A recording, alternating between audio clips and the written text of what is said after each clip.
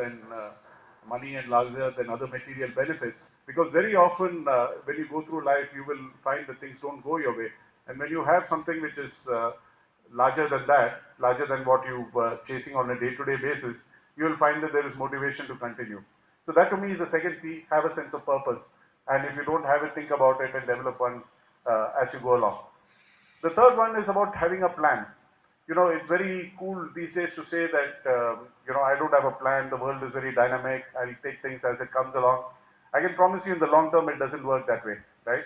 A plan is not about having a detailed document which micromanages your future. A plan could be a milestone that you set yourself 5 years from now. A plan could be thinking about what are the roles that you want to do if you have an ambition to become the CEO of a company. A plan could be what are the life experiences you want to build if you want to go ahead and do some public service later in your life. So a plan could be many different things. And particularly for us in India, we have a great history and culture of delegating everything upwards and calling it fate and destiny and absolving ourselves of any responsibility of our future. And that to me is not certainly not fair on whoever is up above, and certainly not fair on ourselves. So to me there is a need to think through what is it that you want to achieve in life, and at least set some milestones in your professional life, in your personal life, that you want to achieve over a 5-year period, 10-year period, 15-year period. You can change that plan, it's not cast in stone, but you certainly need to think about your future. Because the world may be dynamic and unpredictable, but there are a lot of things which can be predicted. And if you're underprepared for what can be predicted, you certainly won't have time to do what is not predictable. So the plan is about having options, being prepared for the uncertain future by taking care of things which you can predict and you can be better prepared for. The fourth P, and to me a very important P again, is perseverance. All of us will go through lives, however talented you are, however capable you are, however efficient you are, you will go through setbacks, you will go through failures, things will not go your way, there will be many times when you'll mess up, and many times when things look very bleak. And that is when perseverance comes in. All of us know Sachin as being one of the most talented cricketers we've seen, but he was certainly one of the most hardworking cricketers around, and we probably don't give him enough credit for that. I dare say that there were many cricketers who were as talented as Sachin, if not more, but half of them or most of them didn't do as well as he did. In fact, hardly any of them did as well as he did, because he worked very hard, he persevered. The fact that he had talent did not kill the passion in him to do whatever he was doing. It did not stop him from working very hard, even though he had many, many feathers in his cap. So to me, perseverance is about persisting with what you want to achieve, not giving up when you stumble and fall, and not letting go, and holding on to what your dreams are and what your aspirations are. And that to me is very, very important, because you will face many situations in your life when things will not go your way. And that is when you have to back yourself, you have to believe in yourself, and if you don't, nobody else will. The next one is about what I would call personal development or personal growth or personal discovery. We talked about it slightly earlier, I think Father Paul talked about it, because to me, as individuals, I mean, we think we know ourselves well, but believe me, as you go along through your lives, you will find that you understand yourself, you don't understand yourself well. And this process of discovering who you are and what you really are and what is it that really gets you charged up, what is it that irritates you, what is it that upsets you, is very, very important. And unless you introspect, unless you reflect, unless you spend some personal time, you will not be able to understand yourself. And to me, this is very, very important as you go along, because in that, and if you really understand yourself well and plan your life based on what you understand of yourself, and if you understand yourself well, then I would dare say that you will find happiness quicker and faster than many others who are still in the process of understanding themselves. So there is a need for us to spend time in understanding oneself, and there is a need to continuously invest in improving yourself, because reflecting on your experiences, and experience is about learning from what you've gone through, because there are people who work for 25 years, but who've not learned much from those 25 years, and there are people who work for 25 years and learned a lot from that. There are people who learn more from 5 years that they spent than others spent 25 years. So to me, your ability to learn from your experiences, reflect on them, introspect on them, and use that to develop yourself as a person and as a professional is going to be very, very important. The sixth one is about your personal lives.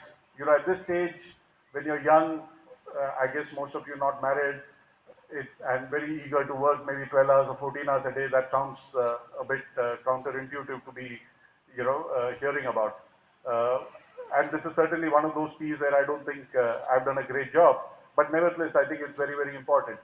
Because the relationships that you have in your personal life are the most enduring ones, right? And they are the ones which are going to be around with you for a long time. Maybe early on in your life, it's your grandparents, it's your parents, your siblings, your friends, and later on your spouse, your children, and so on. And these personal relationships are there to stay. Because as you go along in your life and as you get success in your professional lives, you will find a lot of relationships building up, which are more to do with the position you occupy and less to do with the person you are. And you will certainly find that as the positions change and as your luck changes, some of these relationships wane. So it is very, very important to distinguish between what are really the relationships which matter, who are really the people who matter. In fact, you should only worry about the opinion of the people who matter and not worry about the opinion of people who don't matter, because there'll be a lot of people having an opinion on what you do and how you do it. And so to me, investing in these personal relationships, preserving them, taking time to indulge the people you like and you love is very, very important going forward.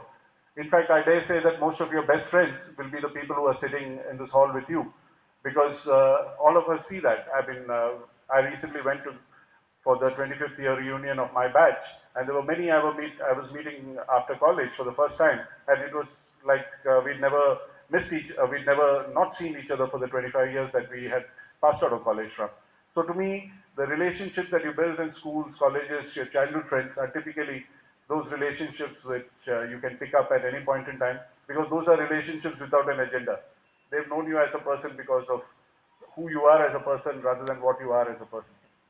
I mean, what you are as a professional. The seventh one I want to talk about is people. We talked a little about personal relationships, but even people in your office space. This is something, irrespective of the degrees that you have and the courses that you do in college, this is something which you don't learn enough of in college, because learning to deal with people is something that you learn through experience. Because as you go through life, you will have to deal with different types of people. You will have to deal with people older than you. You'll have to deal with people much younger than you. May not be in your case at this point in time, but as you progress in your life, you will have to deal with people much younger than you. You will have to work for people who are younger than you, or sometimes have older people working for you. You will have to deal in a large manufacturing organization like ours. You will have to deal with people of different backgrounds, different educational backgrounds. There may be people who are not very literate, but who are very skilled. There are people who are very motivated, and there are people who are very lazy. And you will deal with all sorts of people. And your ability to get them to do what you want them to do, and today in large matrix organizations, which many of you will be part of, you will need to get work done by people who don't report to you, who don't work with you, who probably have a reason not to cooperate with you.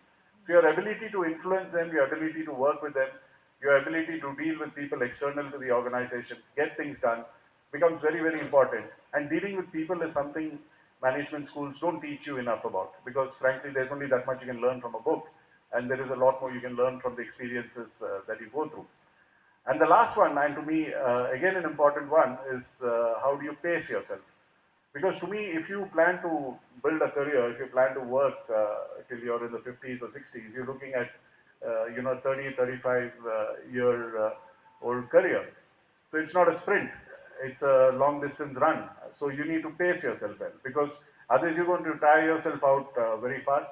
In fact, I do go for a run once in a while, and one of the best advices somebody can give you when you go for a run, long run, is that run at a pace at which you can breathe, run at a pace at which you can talk, because then you're not stopping the run because you're out of breath.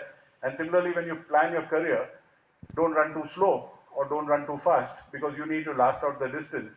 And there will be different points in this race, if I can use that as a descriptor. In that race, when people are ahead of you, people are behind you, and you'll be tempted to run as fast as the guy next to you.